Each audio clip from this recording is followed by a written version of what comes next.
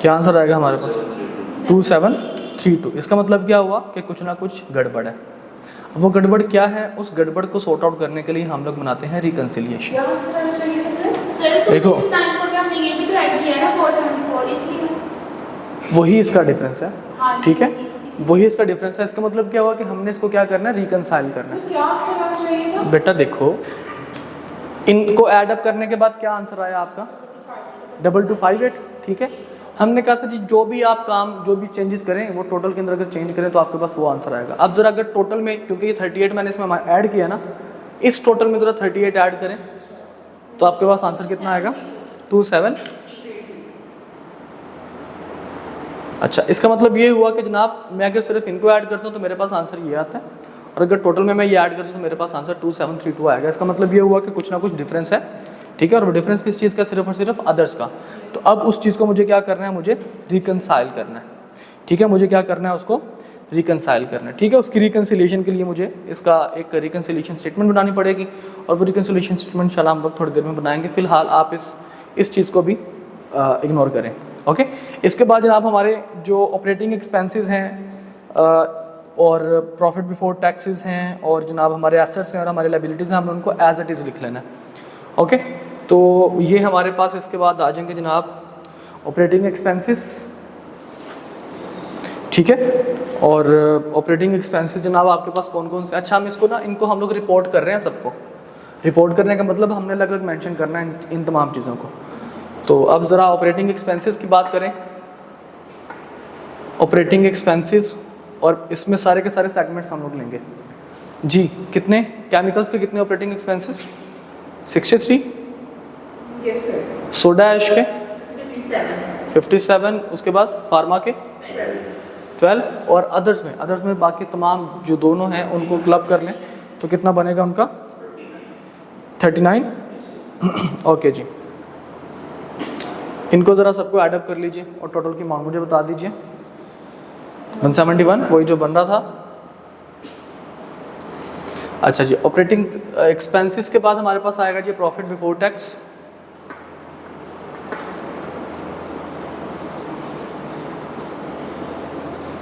जी कितना प्रॉफिट है जनाब?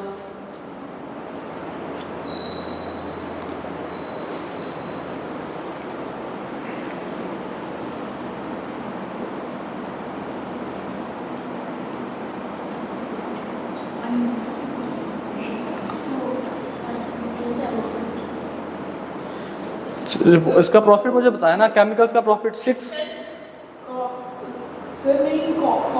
नहीं बेटा, ये लाइन लगाने का मतलब ये है कि हमने जब इनको रिपोर्ट करना है तो हमने इनको अलग अलग बताना है। बाकी वो तो हमने निकाल लिया हुआ है पहले। ये हमने बताना है कि जी हमारा एक्सटर्नल रेवेन्यू इतना था, हमारा जो है वो टोटल रेवेन्यू इतना है, हमारे उसमें से एक्सपेंसेस इतने हैं, और अब हमने बताना है कि हमारा प्रॉफिट बिफोर टैक्स कितना है, ठीक है। 637। इसका प्रॉफिट 1038। उसके बाद सोडा ऐश की कितनी है? 60, और फार्मा का 19, और अदर्स का देख लीजिए, अदर्स का प्रॉफिट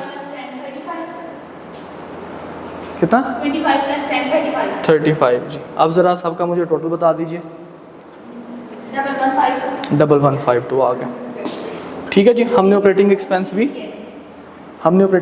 भी मेंशन कर दिया। अब ज़रा हमारे पास आ जाएंगे नीचे एसेट्स और लायबिलिटीज़ भी। जी बेटा, एसेट्स हमारे पास कितने हैं? 637 आ जाएगा यहाँ पे। उसके बाद 444, 132, और अदर्स में 242, और टोटल ज़रा मुझे बता दीजिए एसेट्स का।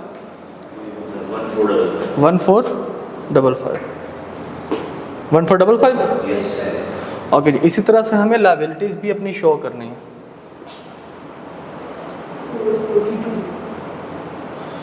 442,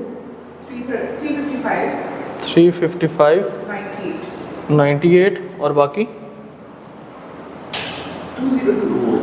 202। सबको ऐड करके इसका टोटल मुझे बता दीजिए।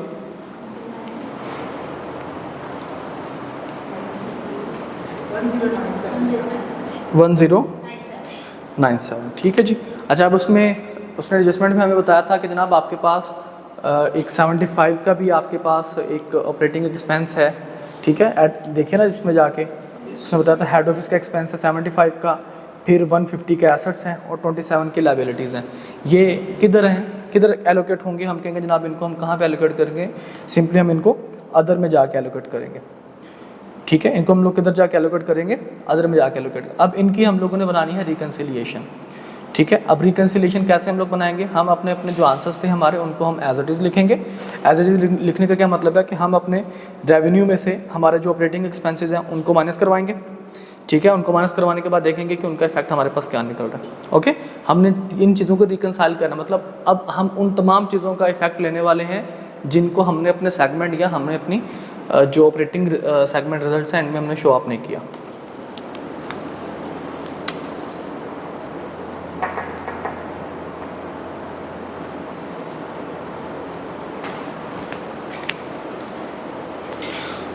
देखिए जनाब, सबसे पहले हमारे पास आएगा रिपोर्टेबल सेगमेंट्स, हम इनको इकट्ठा लिखते हैं, ठीक है। Reportable segments. सेकंड नंबर पे हमारे पास आएगा अदर्स, यानी कि अदर देन रिपोर्टेबल सेगमेंट्स, यानी कि जो हमने उनको अदर्स का नाम दिया था, ओके। और इसके बाद हम लोगों ने इसमें से माइनस करवाना है किसको? इंटर सेगमेंट्स को, कि हमारे जो इंटर सेगमेंट है।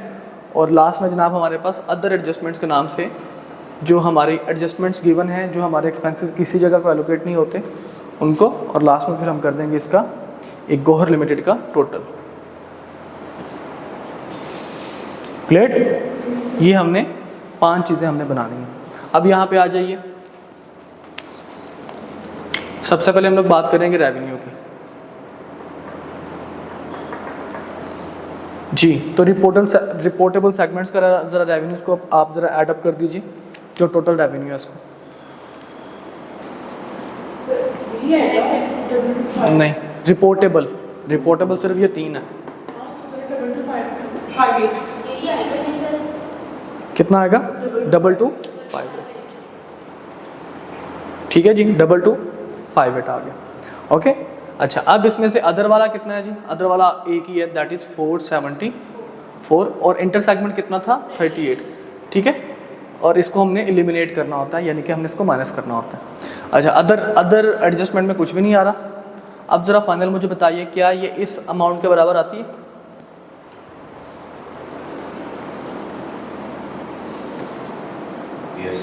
ठीक है, तो रेवेन्यू हमारा क्या हो चुका है? रिकंसाइल हो चुका है, ठीक है।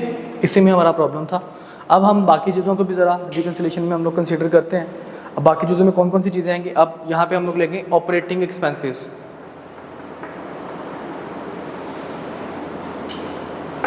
ऑपरेटिंग एक्सपेंसेस हमारे पास कितने थे रिपोर्टेबल के? तीनों को ऐड कर लीजिए, 63, 57 और 12 को। 132। उसके बाद अदर्स में 39। अच्छा, और इंटर सेगमेंट कुछ है? हमने कहा जी इंटर सेगमेंट जो है वो एक हेड ऑफिस में, तो अदर्स में जाएगा ना, वो तो अदर में जाएगा, ठीक है। अब इसके ऊपर ज़रा 38 का ज़रा आप लेते हैं 30%, ज़रा देखिए एक दफ़ा।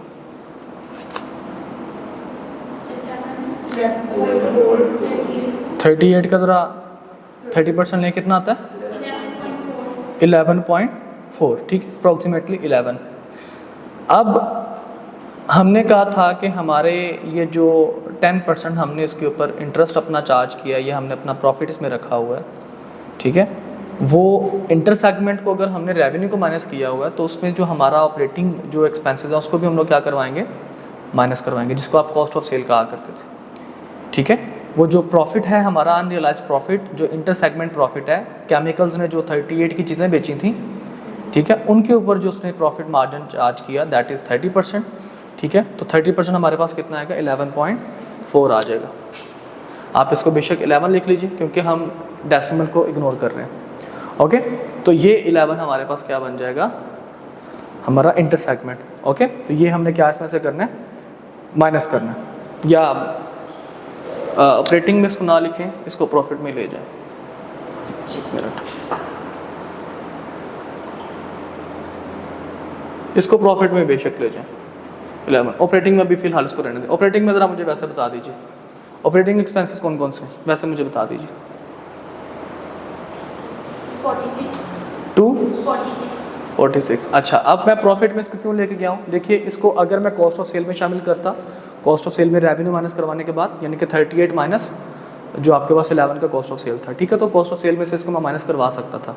अब कॉस्ट ऑफ सेल को अगर मैं लेके जाता हूँ हमारे ऑपरेटिंग एक्सपेंसेस में मर्ज कर देता हूँ कॉस्ट ऑफ सेल को, ठीक है, तो उसमें मुझे फिर मैं यहाँ पे इसको मेंशन कर दूँगा ऑपरेटिंग एक्सपेंस के साथ। देखिए अगर मैं अपने कॉस्ट ऑफ सेल को, वैसे तो जनरली मतलब पॉसिबल नहीं है क्योंकि ग्रॉस प्रॉफिट के बाद ही ऑपरेटिंग एक्सपेंसेस माइनस होते हैं, लेकिन लेट सपोज अगर मैं इस कॉस्ट ऑफ सेल वाले पोर्शन को अगर मैं मर्ज करके इकट्ठी कॉस्ट लिखना चाहूँ, तो मेरे पास जो इकट्ठी कॉस्ट आएगी वो उसके अंदर ऑपरेटिंग एक्सपेंस और कॉस्ट ऑफ सेल सारे के सारे आ रहे होंगे, ठीक है। उन तमाम की तमाम चीज़ों को मैं अगर वहाँ पे लिखूँगा तो इस जो इन दोनों का डिफरेंस जो याद है हम लोगों ने डिस्कशन की थी कंसोलिडेशन में कि जो कॉस्ट ऑफ सेल अगर आप रेवेन्यू में से कोई चीज़ माइनस करते हैं तो कॉस्ट ऑफ सेल में से भी वो चीज़ माइनस होनी चाहिए, ठीक है। तो वो उस कॉन्सेप्ट की बेस पे हमने इसको यहाँ पे हम कंसिडर कर रहे थे, लेकिन बहरहाल ये प्रॉफिट की अमाउंट है, हम इसको प्रॉफिट के साथ ही लिखेंगे। अच्छा, अब ज़रा इन दोनों का डिफरेंस लीजिए।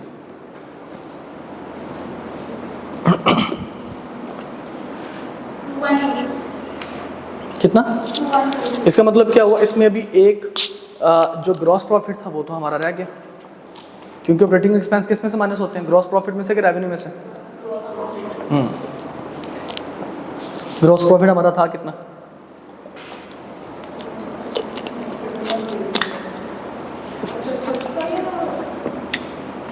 सिर्फ और सिर्फ ये जो रिपोर्टेबल है उन सब के ग्रॉस प्रॉफिट्स को ऐड अप कीजिए, उसमें से सब के ये जो ऑपरेटिंग एक्सपेंसेस हैं ये माइनस करवाइए।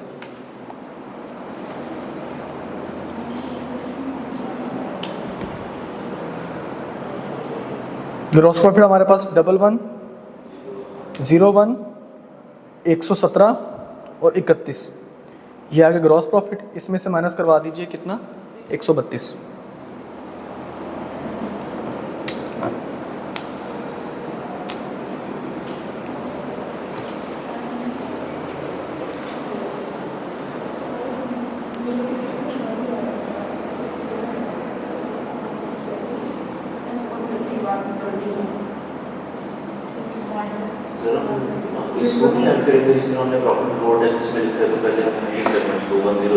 ऐसे कर सकते हैं, ऐसे भी कर लेंगे हम लोग, ऐसा भी हो जाएगा वैसे भी हो जाएगा जी। 117। अब ज़रा इनको ऐड कीजिए, इनके प्रॉफिट को, प्रॉफिट बिफोर टैक्स को सेगमेंट्स के।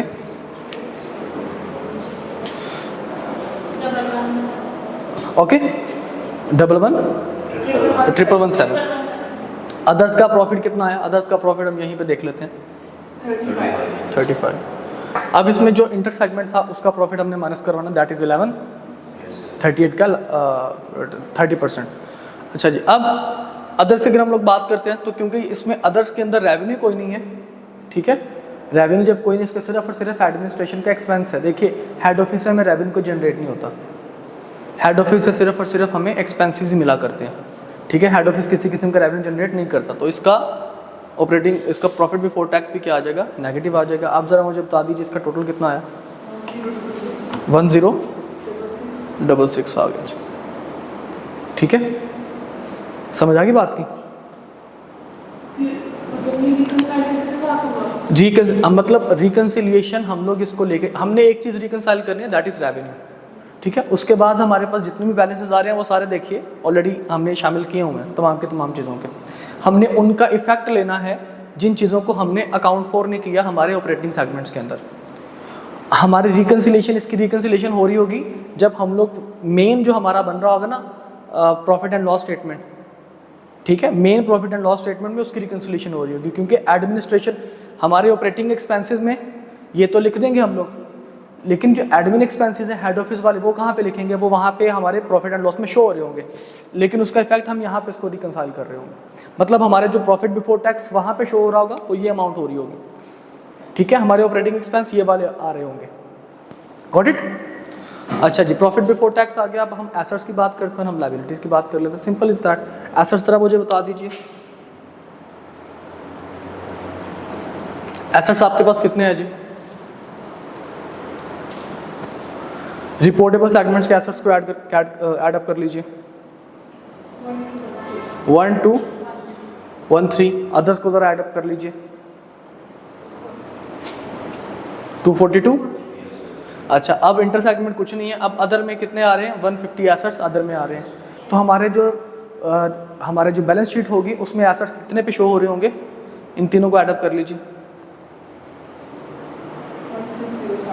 1605। और अगर हम अपनी लायबिलिटीज की बात करेंगे जी, तो लायबिलिटीज जरा रिपोर्टेबल की लायबिलिटीज देख लीजिए कितनी है जी आपके पास। केमिकल की लायबिलिटी है 442, सोडा ऐश की 355, 895 और दूसरे की कितनी है? 202। लायबिलिटी की बात कर रहे हैं हम लोग, एसेट्स की बात नहीं कर रहे। ठीक है जी, लायबिलिटी ओके। तो इंटर सेगमेंट कुछ है? इंटर सेगमेंट कितनी है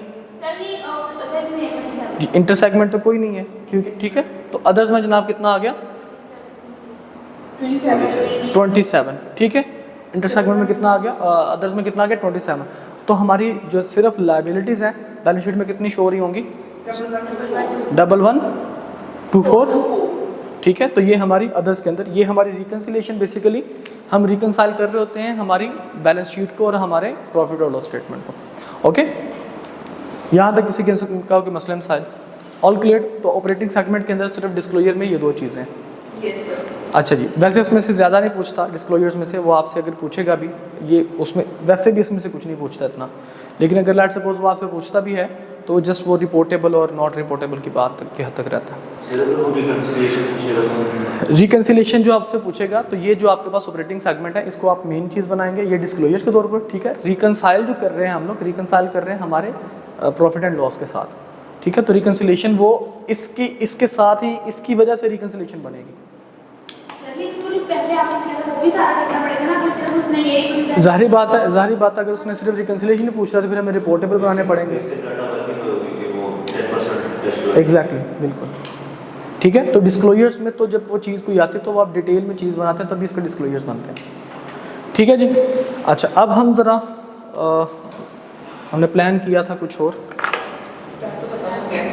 कि हम लोग जो हैं वो हमारे आखिरी जो एथिक्स हैं उनको भी कंसीडर कर लेते हैं।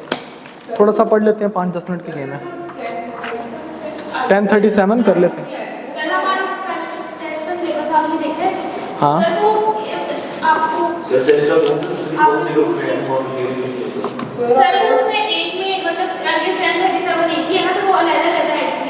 नहीं एक ही नहीं है।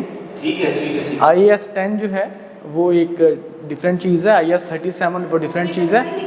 मैं बताता हूँ उसकी रीज़न ये होती है, IAS 10 जो है वो बेसिकली एडजस्टमेंट के लिए और IAS 37 जो है वो प्रोविजंस के लिए। वो क्योंकि प्रोविजंस डालने के बाद आप उसको एडजस्ट करते हैं, इस वजह से उनको इकट्ठा लिख देते हैं। इकट्ठा लिखने का हरगिज़ मतलब ये नहीं कि वो आपस में इकट्ठे हैं। ये इसीलिए सुन आप लोगों के जो हम लोगों ने सुन लो 4 आपके टेस्ट जो हैं उसमें हमने क्वेश्चन, क्योंकि जिन क्वेश्चंस का देखें अब डोंट फॉरगेट कि आप ICAP का अपने पेपर तैयार करना है और ICAP के पेपर का जो क्वेश्चन है वो एक क्वेश्चन में वो आपके 3-4 चैप्टर टेस्ट कर रहा होता है। जैसे फॉर एग्जांपल IFRS 9 है, ठीक है, फाइनेंशियल इंस्ट्रूमेंट का कंसोलिडेशन है और इन्वेस्टमेंट इन एसोसिएशन है। इन तीनों को ये 3 चैप्टर्स हैं, ठीक है, और छोटे चैप्टर नहीं बड़े चैप्टर्स हैं। ये तीनों चैप्टर्स को मिलाकर वो एक सवाल बनाता है। कोई बात नहीं, आपकी तैयारी आगे टाइम हमारे पास शॉर्ट है ना, मतलब 1 महीने में हमने आपके टेस्ट सेशन भी करवाने हैं, हमने आपके रिवीजन्स भी करवानी है। फिक्र ना करें आप लोगों को। नहीं नहीं नहीं, पहले रिवीजन्स पहले होंगी, उसके बाद टेस्ट सेशन, मतलब टेस्ट सेशन के दौरान ही आपकी रिवीजन्स हो जाएंगे। ये आप लोग आप कोऑर्डिनेशन से पूछ लेना। जी जी हम बाहर करवाएंगे। 7:30 से 9 बजे तक होगी। सर कह रहे हो कि टाइमिंग चेंज नहीं हो सकती। नहीं, किसने कहा आपको 7:30 से 9 बजे तक? सर वो पहले वाली उनकी टाइमिंग होगी ना। किसने कहा? जाहिर साहब को किसने बताया कि वो उनका टाइम क्या है? क्योंकि उन्होंने बाद में जाना। अम्मार को तो अम्मार को उन्होंने कहा था कि सुन जॉब करते हैं ना। सुन अम्मार के साथ आप लोगों की बात हुई है पहले? अभी आजकल में जाहिद साहब की बात हुई है कि इनकी किसी के साथ? बात तो अम्मार की मेरे साथ हुई है। अम्मार को तो मैं ले कह रहा हूँ, अम्मार मेरा दोस्त है, अम्मार यहाँ पे टीचर है, टीचर आपको मतलब टीच करेगा रिपोर्टिंग टू। तो पुत्र टाइमिंग मैं बताऊँगा ना आप लोगों को, टाइमिंग आप लोगों के साथ शेयर हो जाएंगी। पहले इसको सिलेबस को तो कवर कर लो, टाइमिंग शेयर हो जाएंगी, फिक्र ना करें। पहले इसको ज़रा पढ़ लेते हैं। ज़रा सा हम थोड़ा सा 1 घंटे से ज़्यादा पढ़ने की कोशिश करते हैं और आप लोगों के फ्यूज़ उड़ जाते हैं। Actually this is not standard. कौन सा? ये जो पढ़ा है। अच्छा जी, हम लोग बात कर लेते हैं फटाफट। एथिकल सुन लें बेटा, एथिकल इश्यूज़ को कहीं पे भी बताने की ज़रूरत नहीं है। हम एथिकल इश्यूज़ को जस्ट हमने पढ़ना है और उसके बाद इसमें से क्वेश्चन लाजमी आता है, इसमें से लाजमी क्वेश्चन आता है एथिक्स के ऊपर। ठीक है, जो आप लोगों ने ऑडिट में एथिक्स पढ़े हैं ये वही एथिक्स इसके अंदर है।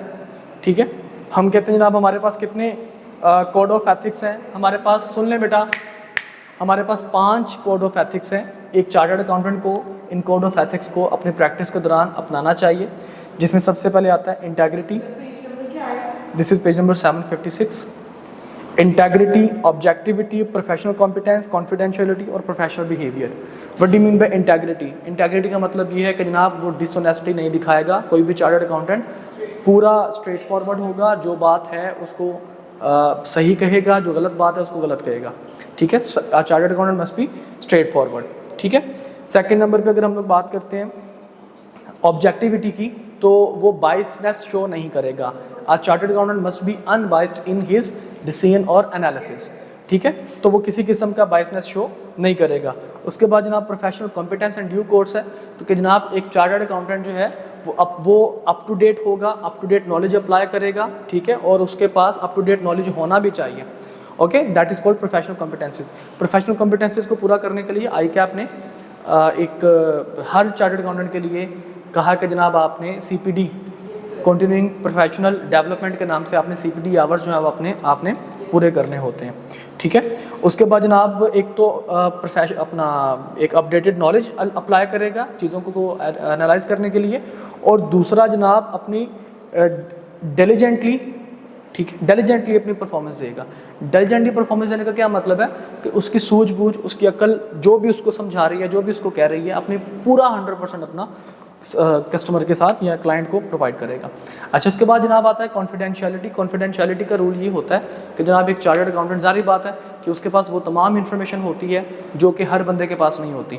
हर ऑर्गेनाइजेशन की कुछ ना कुछ कॉन्फिडेंशियल इन्फॉर्मेशन है जो कि ऑडिटर को प्रोवाइड की जाती हैं, और ऑडिटर कौन है? आपका चार्टर्ड अकाउंटेंट। ठीक है, तो एक चार्टर्ड अकाउंटेंट कॉन्फिडेंशियलिटी का रूल कभी भी नहीं भूलता। इवन के जब तक तो क्लाइंट के साथ उसका ताल्लुक है तब तक तो वो नहीं, उसके बाद भी नहीं। इवन कि वो अपनी फैमिली मेम्बर्स के साथ भी उस कॉन्फिडेंशियलिटी को ख़त्म, रूल को ब्रेक नहीं कर सकता। और एक चार्टर्ड अकाउंटेंट जो टीम लीडर होता है उसकी जिम्मेदारी होती है कि उसके अंडर जितने भी लोग काम कर रहे हैं वो उनके लिए भी रिस्पॉन्सिबल है कि वो इस तरह के कुछ सिस्टम बनाए कि वो लोग भी किसी किस्म की कॉन्फिडेंशियलिटी जो है वो लीक ना कर सकें। ठीक है, अच्छा, कुछ बाज़ जगहों पे कॉन्फिडेंशियलिटी को कंप्रोमाइज़ नहीं किया जाता, मतलब बाज़ जगहों पे कॉन्फिडेंशियलिटी को जो है वो उसका रूल ख़त्म कर दिया जाता है। मिसाल के तौर पर अगर कोर्ट ने कह दिया कि भाई इसके बारे में ज़रा बताइए, ठीक है, लॉ ने रिक्वायर कर लिया, कोर्ट ने कह दिया, या ज़रूरी है बताना, ठीक है, लोगों को ज़रूरी है बताना। जैसे फॉर एग्जांपल अगर हम बात करते हैं कि कोका कोला का आप ऑडिट करने के लिए गए, वहाँ पे उन्होंने आपको फार्मूला बताया कि जी हम कोका कोला बनाते कैसे हैं, और आप थोड़ा सा आपने डॉक्टर से के साथ कंसल्ट किया और आपको देखा, आपने पता किया कि जनाब ये तो डेंजरस फॉर हेल्थ है, ये जो कोका कोला बन रही है ये तो एक इंसान की हेल्थ के लिए बहुत डेंजरस है। तो यहाँ पे आप जो है वो पब्लिक इंटरेस्ट में मेंशन कर सकते हैं। कौन करेगा? मैं एक एग्जांपल दे रहा हूँ। मैं एक एग्जांपल दे रहा हूँ। नहीं, अभी हम रिपोर्ट क्वालिफिकेशन की तरफ हम लोग नहीं जा रहे, हम कॉन्फिडेंशियलिटी की तरफ जा रहे हैं। एक चीज़, सिंपल सी चीज़ है, एक चीज़ पब्लिक इंटरेस्ट के खिलाफ है, ठीक है, पब्लिक इंटरेस्ट के खिलाफ है। लॉ आपको कहता है कि अगर आपको चीज़ पब्लिक इंटरेस्ट के खिलाफ देखें, आप उसके बारे में बताएं। तो मुजरे सेहत नहीं होगी ना। अब मतलब एक चीज़, सिगरेट्स के ऊपर क्या लिखा होता है? हाँ, ठीक है, इंजीरियस टू हेल्थ है, यही लिखा होता है ना। इसका मतलब क्या है कि वो खुद ही आपको बता रहे हैं, तो इसमें कॉन्फिडेंशियलिटी क्या रह गई? लेकिन जो सीए होते हैं मतलब बेईमान भी बहुत होते हैं, बहुत चोर लोग होते हैं यार। वो कोड ऑफ एथिक्स हम पढ़ने तो है ना, अब हम अप्लाई करते हैं नहीं करते वो अलग बात है। अच्छा जी, नहीं वो सर जो है वो कॉन्फिडेंट, अच्छा बाकी सारी चीज़ें बता देते हैं कंपनी का नाम था, बाकी कॉन्फिडेंशियलिटी के पीछे क्या रह गया? एनीवेज, लेकिन कॉन्फिडेंशियलिटी जहाँ हद तक आप यानी कि बताने से अगर कोई मसला नहीं होता, जैसे मैंने आपको बताया कि मैं एक ऑडिट करने के लिए गया, ठीक है, वहाँ पे एक रूल सिस्टम जो था वो थोड़ा सा फ्रॉड करने की कोशिश कर रहे थे, और वो हम लोगों ने उसको डिटेक्ट कर लिया, ठीक है। फिर मैंने आप लोगों को हैस्कोल की एग्जांपल दी थी कि हैस्कोल का ऑडिट जो जी, उनका जो ऑडिट वो बेसिकली हमारी फर्म के पास था। फॉर्चुनेटली मैं उस टाइम आर्टिकल मतलब मैं उससे पीछे हटा था, उसके बाद वाली जो टीम आई थी उसके साथ ये प्रॉब्लम हुआ था। हैस्कोल का ऑडिट जो था वो जीटी के पास था, ग्रैंड थॉर्टन के पास। उसके रीज़न ये है कि जनाब जो बंदे वहाँ पे जाके जिनके साथ ये जो डिस्क्लेमर दे देते हैं ना, जो कहते हैं कि जनाब बस हम विड्रॉ कर रहे हैं, या बाद में किसी किस्म का मसला निकल आता है, तो फिर एमए ही उन लोगों के ऊपर केस आ जाता है कि जनाब आइए पेश हो जाएंगे। वो जारी बात है कि आपकी प्रॉपर टीम जो है वो जिन्होंने काम किया होता है वो सबको बुला लिया जाता है। लेकिन चार्टर्ड अकाउंटेंट जो है, सुन लें, चार्टर्ड अकाउंटेंट जो है वो उसके पास एक बड़ा सिंपल सा रूल है, I am not responsible for any fraud, ठीक है। मुझे जो इन्फॉर्मेशन दी गई है उसके कोरोबरेटिव एविडेंसेस ये हैं, कहानी ख़त्म। एनीवेज, अच्छा जी, अब हम बात करते हैं ना प्रोफेशनल बिहेवियर की।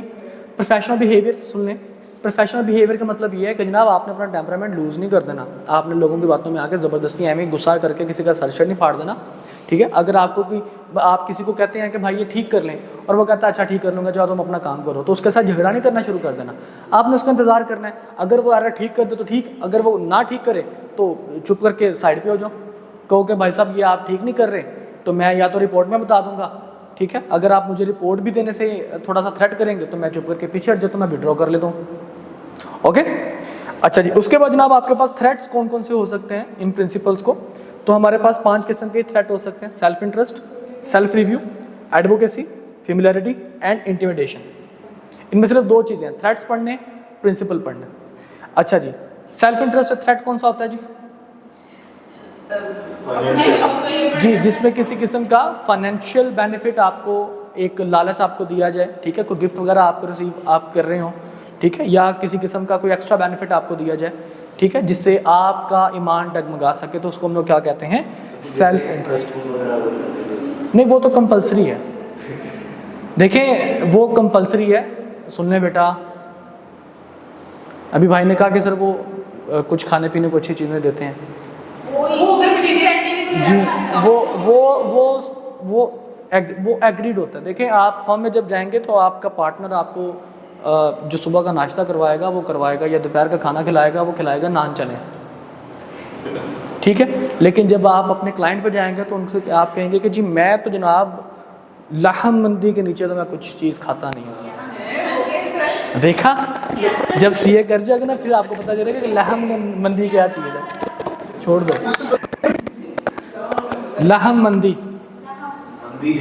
मंदी का पता है ना, तो लाहम कहते हैं जो बकरे की, जो यहाँ पे पाकिस्तान वाली जो है ये यहाँ पे फैसलाबाद में जो मिलती है ये 2 नंबर मंदी है, ठीक है। सही मैं बता, नहीं, इस्लामाबाद से आप F10 में जाइए, वहाँ पे अल अरब लाहम मंदी, मैं एडवर्टीज़मेंट किसी की नहीं कर रहा, लेकिन वहाँ का मैंने टेस्ट किया, वहाँ पे जेन्युइनली मतलब वो टेस्ट आता है जो आपको दुबई या सऊदी अरेबिया में टेस्ट मिलता है।